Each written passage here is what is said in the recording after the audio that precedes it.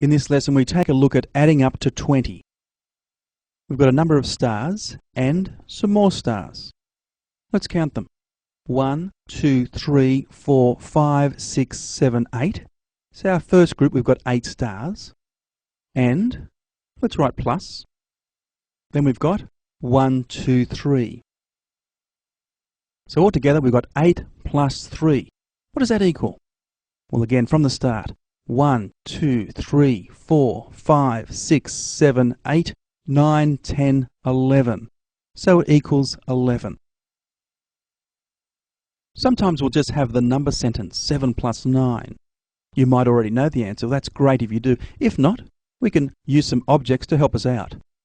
1, 2, 3, 4, 5, 6, 7, and 1, 2, 3, 4, 5, 6, 7, 8, 9. So there's our 7 and 9. And to add them all together, 1, 2, 3, 4, 5, 6, 7, 8, 9, 10, 11, 12, 13, 14, 15, 16. So our answer equals 16. Fantastic.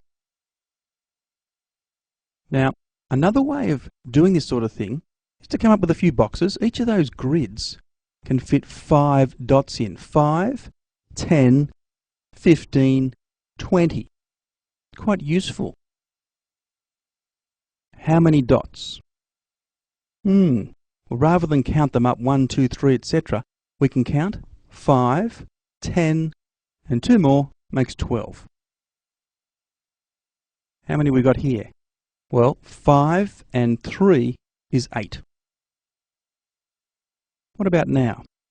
5, 10, 15. Got 15 dots there. How many this time? 5, 10, 15, and 4 more makes 19. Now, we can have something like this. We've got 7 dots there, and another 4 dots. In other words, 7 plus 4. Now, a way of doing this, we can move the dots around to fill up the rows. Let's start moving them across. Right, now once they're moved like that, we can say 5, 10, and 1 more is 11. We've got 9 there, and 8. So 9 plus 8. Again, let's move the dots. Okay, in this case, just moved 1 dot.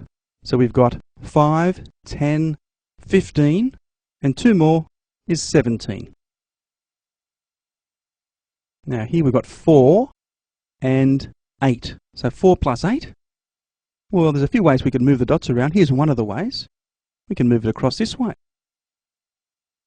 So now we've got 5, 10, and 2 more is 12.